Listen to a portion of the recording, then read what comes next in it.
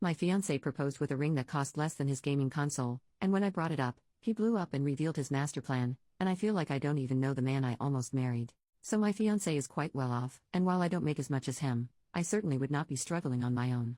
He rotates between a few very expensive watches that he wears to work, and while we have a good grasp on financial literacy, we aren't shy about spending for the important parts of life. We openly share finances, so I know he isn't secretly in debt or any such nonsense.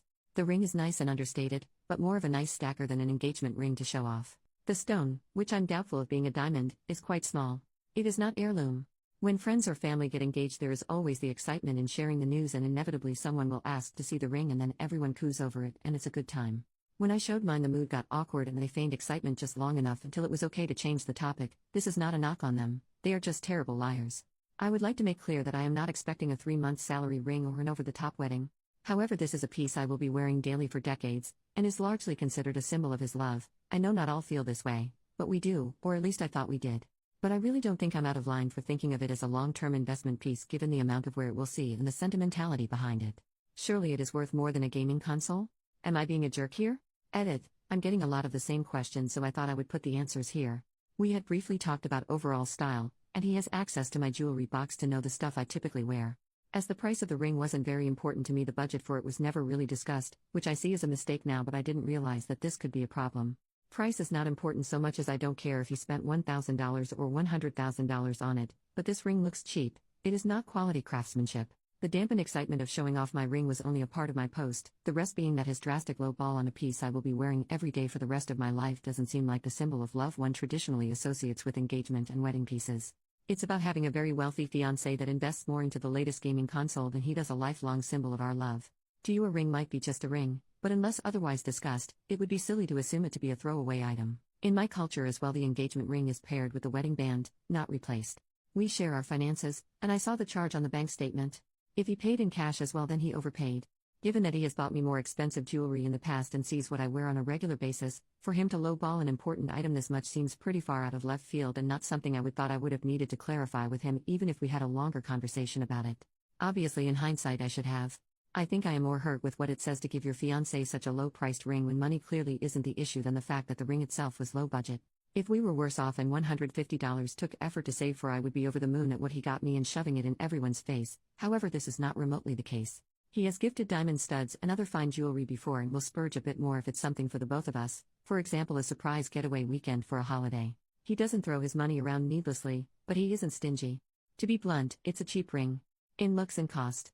Yes, he could have spent hours picking out the indie jeweler to get the ring that is nothing like what I have or have ever mentioned liking in a much lower price bracket than we would ordinarily spend on just regular accessories. However, I don't feel like I'm making a large leap in assuming he didn't.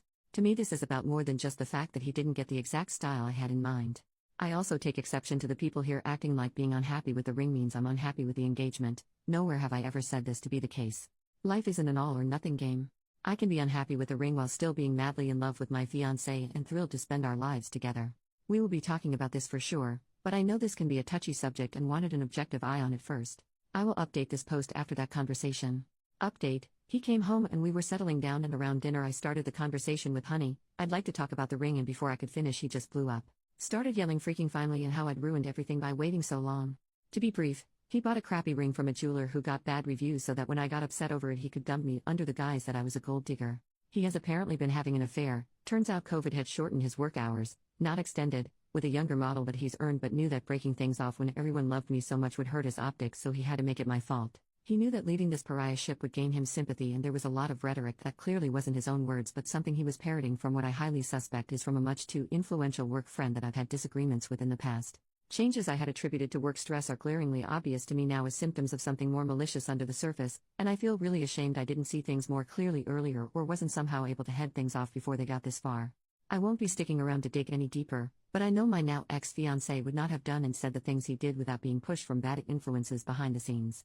This doesn't mean I forgive him. I think he is incredibly weak and feeble-minded for letting this happen to us, but I also doubt I will be contacting many of our mutual friends as the dust settles. I left in the middle of his tirade around the 15-minute mark and am staying with at my mother's.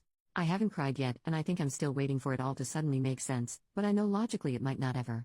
Thank you to everyone who responded to my post and offered your thoughts. I don't think anyone could have predicted what was going to happen from the information I gave. On the plus side, if there is one, is that I don't have to wear the freaking hideous ring anymore.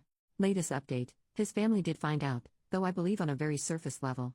I do not reach out, and I do not have contact with many of the people that I considered myself close friends or potential family to. His very harebrained plan for optics was sort of so bad it's good again. Like myself back then, many people don't seem to believe he is capable of that kind of scheme, so they have just decided he didn't. I did try to maintain a couple mutual friends but had to break it off after they would refuse to acknowledge what he did. I didn't need them to take sides, I just wanted friends I didn't have to censor a major life event from. I have heard that at least as of a month ago he and the affair partner were still together. I saw a picture and she is wearing very expensive, and hideously gaudy, jewelry, but it is not on any outsider to judge their relationship. For at least a split second of the photo it looked like they were genuinely smiling at each other, and seeing his dimples again and in that context was very difficult. So no, the pain isn't gone. I did not find a Prince Charming after.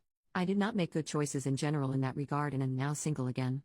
However, I am finally processing and going through true healing that should have started when this all went down and not after some extended self-care that put other areas of my life in jeopardy. I'm fine, not great but better than I was. All things considered, I'm still incredibly fortunate in life, and I am doing my best to celebrate what I do have rather than look at what and who I don't.